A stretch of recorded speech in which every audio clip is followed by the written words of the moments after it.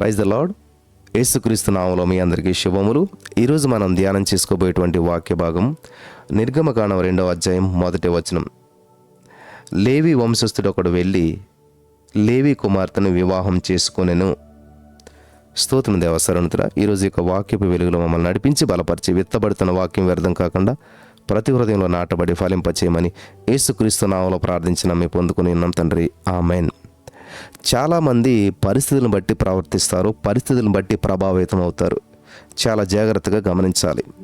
నా ప్రియమైనటువంటి సహోదరి స్నేహితులారా, ఒకవేళ నీ చుట్టూ ఉన్న పరిస్థితిని బట్టి, నువ్వు చేస్తున్న పనిని బట్టో, ఏ కారణాన్ని బట్టో నీ జీవితంలో మరి నీ యొక్క వివాహ విషయంలో దేవుని చిత్తాన్ని వ్యతిరేకించడం ఎంత మాత్రము నీకు మేలు చేయదని గ్రహించాలి. నీకంటే ముందు వివాహమైన వారి జీవితంలో ఏదో ప్రతికూల పరిస్థితి ఏర్పడిందని, నీకంటే ముందు ఆ ఉద్యోగం చేస్తున్న వారి జీవితంలో ఏదో జరిగిందని, లేకపోతే సంఘంలో సమాజంలో చుట్టుపక్కల పరిస్థితుల్లో ఇంత ప్రతికూలత ఉంది కాబట్టి నేను ఇంకా వివాహం చేసుకోను, నేను ఇంకా ఏ ఉద్యోగం చేయను, నేను ఇంకా మరి కన్సీవ్ అవ్వను, నేను ఇంకా ఇది చేయను అది చేయనని పరిస్థితులను బట్టి ప్రవర్తిస్తూ ఉంటారు. అది మంచిది కాదు. దేవుని చిత్తాన్ని వ్యతిరేకించడం అవుతుంది అనమాట. ఇక్కడ మనం చూసినట్లయితే లేవి వంశస్థులకు వెళ్ళి లేవి కుమార్తెను వివాహం చేసుకున్నాడు అంటే ఎవరి గురించి మాట్లాడుతున్నారు? మోసే తల్లిదండ్రుల గురించి ఇక్కడ దేవుని యొక్క వాక్యం సెలవిస్తుంది.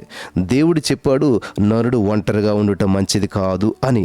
నరునికి సాటైన సహాయంగా స్త్రీని నిర్మించాడు. ఇజ్రాయేలీలు తామున్నటువంటి ఆనాటి పరిస్థితులను బట్టి, తమ చుట్టూ ఉన్నటువంటి ఆ శ్రమలను బట్టి, తమ చంటి పిల్లలను చంపాలని చూస్తున్న ఐగుప్తీయుల దురాలోచనలు బట్టి కొంతమంది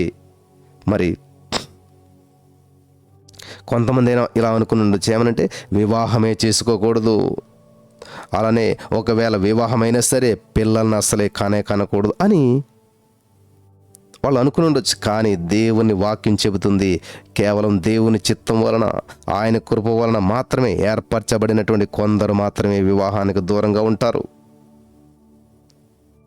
కాబట్టి దేవుని ప్రణాళిక యందు జతపరచబడిన వారు మాత్రం ఈ యొక్క వివాహానికి దూరంగా ఒంటరిగా ఉండకూడదు, ఉండలేరు. అదేవిధంగా గర్భఫలం కూడా ఆయన ఇచ్చే బహుమానం కాబట్టి ప్రభు ఇవ్వాలి అని అనుకున్న తన బహుమానాన్ని ఆ కారణంగా వద్దు అంటే అది దేవునికి వ్యతిరేకమైన ఆలోచనే అని అర్థం అన్నమాట. ఈ రోజున ఈ మాటలు వింటున్న మీలో చాలామంది చాలా ప్రయత్నాలు, చాలా పనులు మీ చుట్టూ ఉన్న పరిస్థితిని బట్టి, ఆ యొక్క ప్రతికూలతను బట్టి నో ఇది నేను చెయ్యను, ఇది నేను చేయకూడదు అని చెప్పి, మరి అలనాడు మోసే గారు పుడుతున్నటువంటి సమయంలో చిన్న పిల్లలను చంపుతూ ఉన్నారు, భయంకరమైన పరిస్థితుల్లో ఉన్నారు. అటువంటి పరిస్థితులలో అసలు వివాహం చేసుకోకూడదని కొంతమంది అనుకుంటే, వివాహం చేసుకున్న పిల్లలను కనకూడదని కొంతమంది నిర్ణయాలు తీసుకుని ఉండొచ్చు. అటువంటి పరిస్థితుల్లో మోసే తల్లిదండ్రులు చక్కగా వివాహం చేసుకున్నారు, బిడ్డను కన్నారు. ఈరోజు నీ మాటలు వింటున్న ప్రియమైనటువంటి సహోదరి స్నేహితులారా, ఒకవేళ నీ చుట్టూ ఉన్న పరిస్థితిని బట్టి, నువ్వు చేస్తున్న పనిని బట్టి, మరి ఏ కారణాన్ని బట్టి నీ యొక్క వివాహంలో ఆయన చిత్తానికి వ్యతిరేకించడం ఎంత మాత్రమో నీకు మేలు చేయదని గ్రహించాలి. దేవుని సెలవు లేకుండా వివాహం కోరుకోవటం కానీ కాదనడం కానీ ఎంత మాత్రమూ నీకు మేలు కాదు. ఆయన ఆజ్ఞను మాటను మీరటమే పాపం కాబట్టి సమస్త విషయాలలో, ముఖ్యంగా నీ వివాహ విషయంలో ఆయన చిత్తాన్ని అంగీకరించాలి, ఆ ప్రకారమే జరగాలి అని ప్రార్థించాలి. హల్లెలూయా. కాబట్టి ఈ రోజున మరి చాలామంది జీవితాల్లో దేవుడు అద్భుతం చేశాడని నమ్ముతున్నాను. పరిస్థితులను బట్టి ప్రతిస్పందించొద్దు. హల్లెలూయా. నీ చుట్టూ ఉన్న పరిస్థితులను బట్టి ప్రతిస్పందించొద్దు, ప్రభు చిత్తానికి అనుకూలంగా ప్రతిస్పందించండి. In the name of Jesus. అప్పుడు ప్రతిఫలం వేరే లెవెల్లో ఉంటుంది. ఇక్కడ చూశారు కదా, మోషేని దేవుడు మొత్తం 30 లక్షల మందిని విమోచించడానికి, 30 లక్షల మంది మరి బానిసత్వం నుంచి విడుదల పొందుకోవటానికి వాడుకున్నాడు, నాయకుని చేశాడు. పరిస్థితిని బట్టి ప్రతిస్పందించొద్దు, ప్రభు చిత్తానికి మరి ప్రతికూలంగా ఉండొద్దు, పరిస్థితిని బట్టి ప్రతిస్పందించొద్దు, ప్రభువును బట్టి, ప్రభు చిత్తానికి అనుకూలంగా ప్రతిస్పందించండి. అటువంటి భాగ్యం దేవుడు మనకు అందరికీ అనుగ్రహించిన గాక. కాబట్టి ఇక చిన్న ప్రార్థన నాతో పాటు ఏకీభవించి ప్రార్థించండి ప్రియులారా. ప్రభువా, నీ వాక్యం చెబుతుంది వివాహం అన్ని విషయాల్లో ఘనమైనదిగా ఉండాలని. ఇటువంటి గొప్ప కార్యములు నీ చిత్తాన్ని కాదని నా సొంత నిర్ణయాలు తీసుకోవడానికి సాహసించే ఆలోచన కూడా నాకు రానయ్యొద్దు ప్రభువా. కొందరైతే నీ కృపను బట్టి యేసుక్రీస్తు కొరకు నపుంసకులుగా అనగా స్త్రీని ఎరుగని పురుషులుగా, మరి పురుషుని ఎరుగని స్త్రీగా ఉంటారు అని ఉంది దేవా.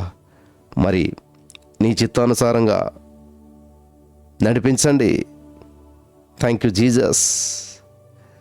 మరి నీవు మా కొరకు సిద్ధపరిచిన మా జీవిత భాగస్వామిని, మా యొక్క వ్యాపారమును, మా యొక్క అభివృద్ధిని నీ కృపలో భద్రపరిచి మమ్మను తగిన సమయంలో హెచ్చించండి దేవా.